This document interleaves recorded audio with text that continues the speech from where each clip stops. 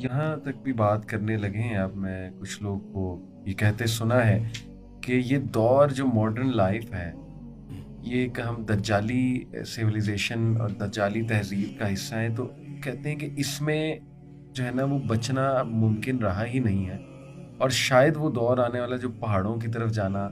اور پہاڑوں سے مراد یہ لیتے ہیں کہ بالکل آؤٹ اسکرٹس میں چلے جاؤ اور آرگینک لائف اپنی گزارو، سمپل لائف اپنی رکھو۔ تو شیخ یہ جو لوگ کہتے ہیں کہ نہیں یہ ماڈرن لائف میں بندہ مایوس ہی رہے گا تو آؤٹ اسکرٹس پہ چلے جاؤ اپنی سمپل، آپ کو کیا لگتا ہے وہ دور آ گیا ہے؟ دیکھیں بات اصل میں یہ ہے کہ جب دجال نکل آئے گا اور دجال ظاہر ہو جائے گا، اس کے بارے میں تو نبی کریم صلی اللہ علیہ وسلم نے واضح طور پر فرمایا کہ آپ اس سے دور جائیں، اس کی طرف جانے کی بجائے اس سے دور جائیں۔ لیکن جو اس سے پہلے زندگی ہے،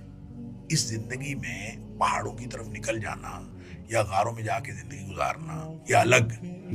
اس ایسے مومن کو پسند نہیں کیا گیا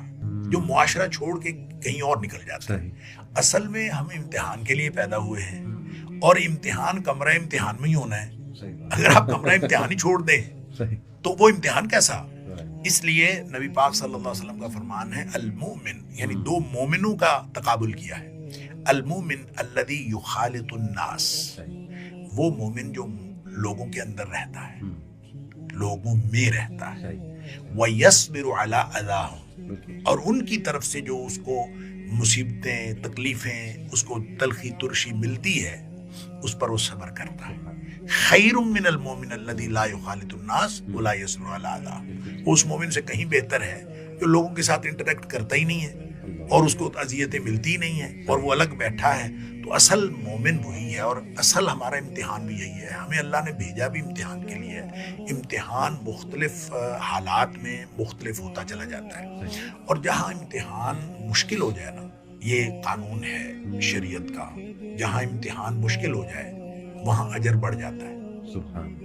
یعنی جتنا امتحان مشکل ہوتا چلا جائے، یعنی آج کے دور میں آپ اگر کہیں کہ جتنے بھی ماڈرن لائف ہے اس نے امتحان ہمارا مشکل کر دیا ہے، تو جب ہم مشکل میں ہیں تو اتنا زیادہ صبر کرنا پڑتا ہے،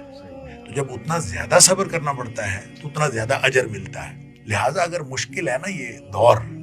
تو یہ اجر کا دور ہے، یہ خوشخبریوں کا دور ہے۔ اگر اللہ تعالیٰ ایمان عطا فرمائے تو پھر تو معاملات بہتر سے بہتر ہوتے چلے جاتے ہیں۔ تو آپ نے جو فرمایا کہ کیا ہمیں الگ ہو جانا چاہیے، ہاں، جہاں آپ کا خیال ہو برائیاں بڑھ رہی ہیں تو برائیوں سے پیچھے ہٹنا چاہیے، اور برائیوں والے ماحول میں آپ جہاں جہاں دیکھیں کہ خرابی ہو رہی ہے اس خرابی سے پیچھے ہٹنا چاہیے۔ آپ اگر ان کو روک نہیں سکتے تو کم از کم ان کو چھوڑ دو۔ برائی کی نفرت ہونی چاہیے، اور برائی کی نفرت اگر دل میں رہے گی تو ایمان سلامت رہے گا۔ اگر برائی کی نفرت، آپ اگر برائی کے ساتھ کمفرٹیبل ہو گئے، برائی کے ساتھ کمفرٹیبل ہو گئے، برائی کی نفرت نکل گئی، اور برائی کی نفرت نکل گئی سمجھ لیے ایمان نکل گیا۔ لہذا ایمان کی سلامتی کا آخری درجہ یہ ہے کہ آپ برائی کی نفرت دل میں رکھیں۔ لہذا اگر کوئی ایسی بات ہو تو برائی کو چھوڑ دینا ضروری ہے، جیسے نبی پاک صلی اللہ علیہ وسلم نے فرمایا کہ ہر شخص یعنی اپنے آپ کو یہ نہ کہے کوئی بات نہیں میں کر لوں گا، میں اس میں رہتا ہوں، نہیں، جہاں برائی ہو رہی ہے اس محفل کو چھوڑ دیں۔ جیسے نبی پاک صلی اللہ علیہ وسلم نے فرمایا کہ اس دسترخوان کو چھوڑ دیں جس دسترخوان کے اوپر شراب چنی ہوئی ہو۔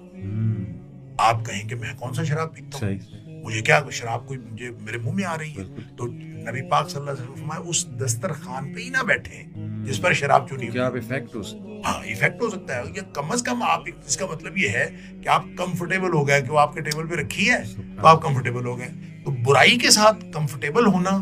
یہ اصل میں ایمان کے ضائع ہونے کا خدشہ ہے، اس لیے کہ برائی کے ساتھ کبھی کمفرٹیبل